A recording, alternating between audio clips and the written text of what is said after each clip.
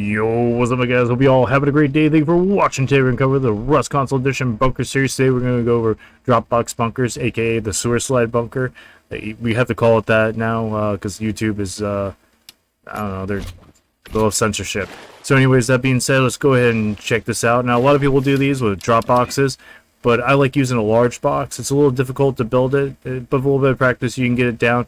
And if your large box is broken, you can always fall back onto the drop boxes, so it's not a big deal. I'll show you guys how to do it. You can do this with a square triangle or two triangles, but honestly, it's easier to do it this way. A little bit of practice, though, you can do it however you want. That's, you know, your own thing. I like to switch the walls backwards like that. You kind of get a little bit more room for this TC, but you don't have to do this. It just allows you to place the I didn't even do this one right. I thought it was rotated. It allows you to place the TC further into the wall. You'll see what I'm saying when I rotate it back, just because the hitboxes are weird in this game. So if you look, it's like almost into the wall. You wouldn't be able to put it that close without doing that. All right, so at this point, you want to put your bag down because this is going to be the vault room. So we put a bag down here, and you want it to be where you can still put a wall here. So you can still put a wall. You're good to go. If you place the TC far enough this way, it should give you ample room. So it's kind of important that you put the TC as far in the corner as you can. Now you can't put a wall here, and the way conditional world models work with roofs and stuff is kind of weird. I wish I could figure out how to do this with a wood one, but honestly, for some reason, lining up this box is easier for me to use a stone. But practice, if you can figure out how to use a wood one here, more power to you. I'd probably use that, because if anything happens, it would be nice to be able to break this out. And, you know, it's easier to break a wood one than a stone one. All right, that being said, you're going to want to put the wall here now. Upgrade this to stone at least.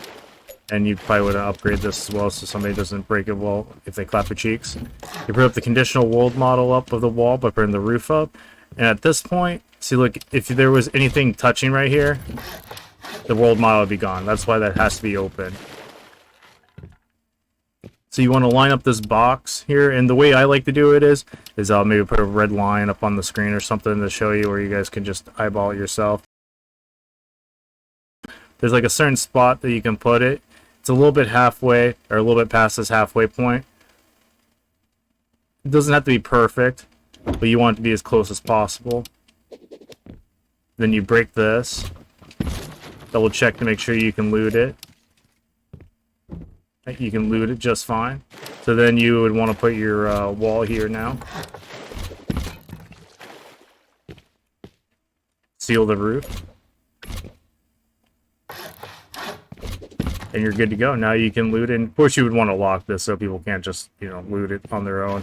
But now you can break all this stuff, and you don't have to worry about it. Now, here's the other thing is you can put other boxes in here. You can put like a large box here, a large box here. I didn't craft one because I'm not smart.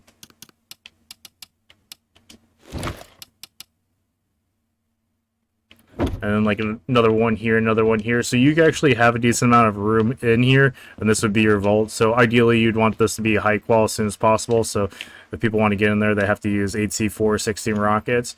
And then you can build the rest of this however you want. You can put, you know, a doorway on one side, or you can just make it all the way up, have the jump up here. Use this for a shell base or whatever. So it's pretty versatile. And if anyone breaks this, you can always use a Dropbox. So normally I'd put like a Dropbox inside of there, so if anything happens, I can place them. And whatever side you put a Dropbox on is going to be on the fatter side. So honestly, it's probably better to put your Dropbox on this side. And remember, when you put Dropboxes down, you don't want to put them all the way up to the top clipping. Otherwise, if something happens to that roof, you won't be able to replace it. Same thing with putting it all the way to the side if anything happens to the wall. So you kind of want to like put it as close to the wall as possible, and then just drag it a little bit away. Same thing with the roof. You want to put it as high as you can, and then drag it a little bit down, and boom, you're good to go. And you want to have one going into the, you know, the area, and the one going out.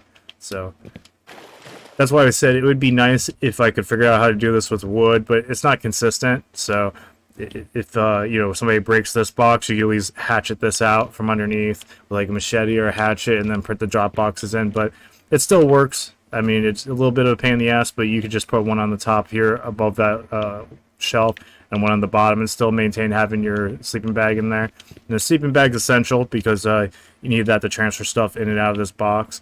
And what you can do is put boom in one of these boxes, you know, spare guns and shit and armor. So if someone does raid you but they don't get full deep, you have like a fallback kit. And, you know, it's not really the best bunker because every time you want to come in here, you have to commit the sewer slide, spawn in on this bag. And I would name this bag like a bunker and this one like outside or something like that. So you know which bag is which. You don't want to accidentally spawn into the wrong one. I've never done that before. So, yeah, this bunker is not the best, but it's really easy, and I don't ever see this being patched out because I don't know if they actually can patch this out.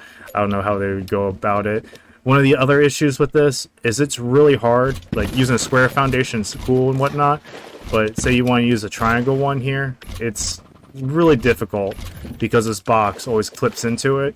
So if you're going to use a triangle right here for like whatever reason, I just recommend using the drop boxes off rip. That's the only way that I figured out how to do it. If you want to use this as a triangle here, but if you're going to use this as a square, then the large box is the way to go because it gives you a lot more room to transfer loot. And you don't need 2 boxes, you can just use this one. Anyways, yeah, this one's a quickie, but it's a pretty good little idea for bunker base. It's one of the few that you can actually throw in here, like a 2x2, without having like raised foundations and whatnot. So it works out pretty good.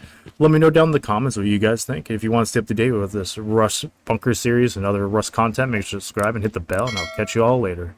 Deuces.